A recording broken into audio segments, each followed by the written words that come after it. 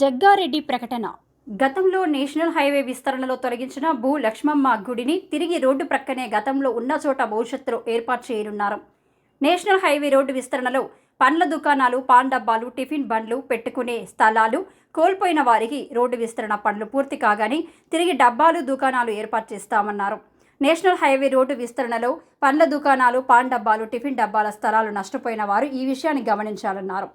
TPCC general secretary Topaji Ananthakishan, Sangareddy municipal chairman Koona Santosh, vice chairman Shafi Hafeez, party పట్టణ అధ్యక్షులు George వద్దకు వెళ్లి మీరు మీ బండ్లు, డబ్బాలు వివరాలు అందించండి అన్నారు.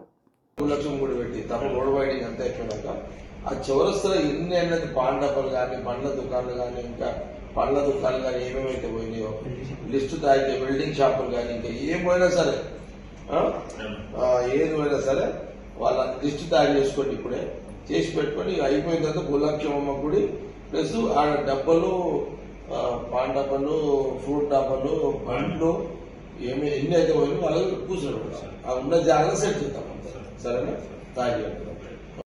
గత 10 సంవత్సరాల క్రితము చౌరస్తా రోడ్డు వెడల్పుకు సంబంధించి 2005-06 సంవత్సరంలో అప్పుడు నేను 2004 ఎమ్మెల్యే అయిన తర్వాత అప్పుడు రాజశేఖర రెడ్డి గారు ముఖ్యమంత్రిగా నేను సంగారెడ్డి చౌరస్తా నుండి పడంచెరు, గంగారం, చందాపూర్, గంగారం వరకు రోడ్డు వెడల్పు ఇవ్వడం శాంక్షన్ ఇవ్వడం జరిగింది.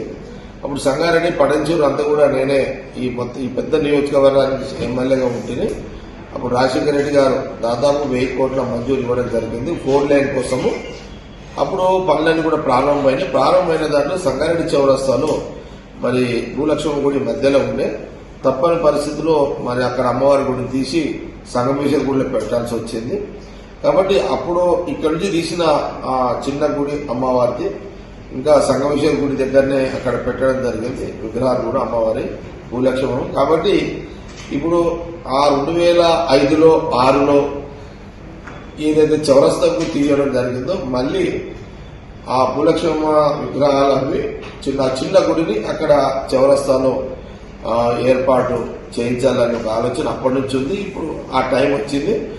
అయితే ఇప్పుడు కూడా మళ్ళా ఇంకా రోడ్డు వెడల్పు అవుతుంది.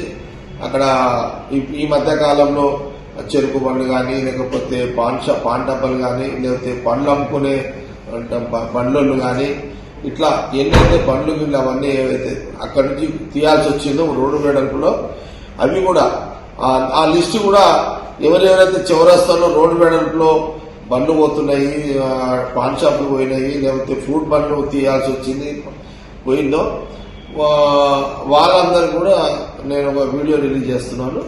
తక్షణమే వీడియో చూసిన వాళ్ళందరూ కూడా ఆ చౌరస్తా ప్రాంతంలో ఎవరైతే పోయినాయో వాళ్ళందరూ కూడా తోపాజీ అనంత్ కిషన్ కి, కూన సంతకు చైర్మన్ కి, వైస్ చైర్మన్